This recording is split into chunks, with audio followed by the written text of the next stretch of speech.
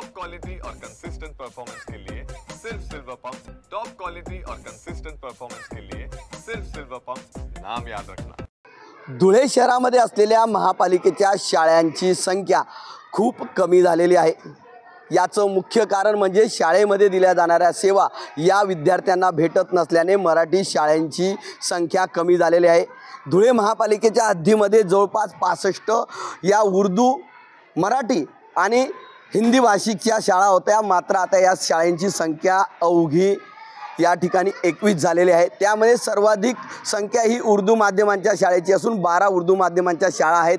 मात्र या शाळांची जर आपण अवस्था बघितली तर या ठिकाणी जर आपण बघितलं तर या ठिकाणी या शाळांमध्ये विद्यार्थी आहेत, मात्र या शाळांची अवस्था अत्यंत पडकी झालेली आहे। आपण जर बघितलं ज्या ठिकाणी विद्यार्थी आहेत त्या ठिकाणीच या शाळेचा स्लॅब हा पडका झालेला आहे, अत्यंत जीर्ण झालेला आहे। या ठिकाणी अजूनही शाळा चालवली जाते। शाळा क्रमांक या ठिकाणची जी आहे ती 20 आणि 34 आहे। या ठिकाणी उर्दू माध्यमाचे विद्यार्थी असतात, मात्र आपण जर वरती बघितलं तर पूर्ण हा स्लॅब पडायला आलेला आहे आणि ही स्थिती याच वर्गाची नाही तर या संपूर्ण शाळेची आहे। विशेष म्हणजे या शाळेच्या या इमारतीला पाडण्याचे आदेश झालेले आहे। बाजूला नवीन इमारतीचं काम सुरू आहे, मात्र अद्यापही सुट्ट्यांच्या कालावधीत ते काम पूर्ण न झाल्यामुळे आता कधीही या शाळेचा स्लॅब पडू शकतो आणि विद्यार्थी गंभीर जखमी होऊ शकतात आणि अत्यंत मोठी दुर्घटना होऊ शकते। मात्र याकडे महापालिकेचं दुर्लक्ष आहे।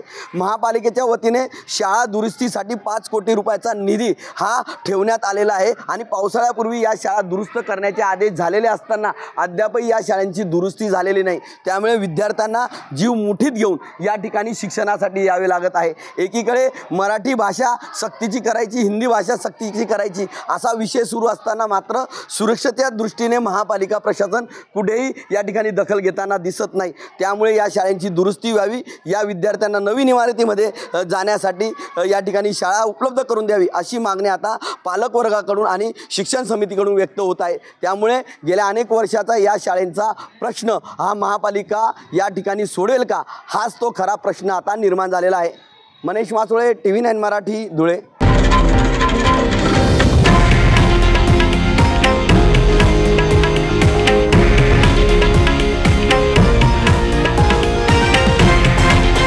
हे आहे देशातील नंबर 1 न्यूज नेटवर्क आणि आपण पाहत आहात TV9 मराठी, एकमेव।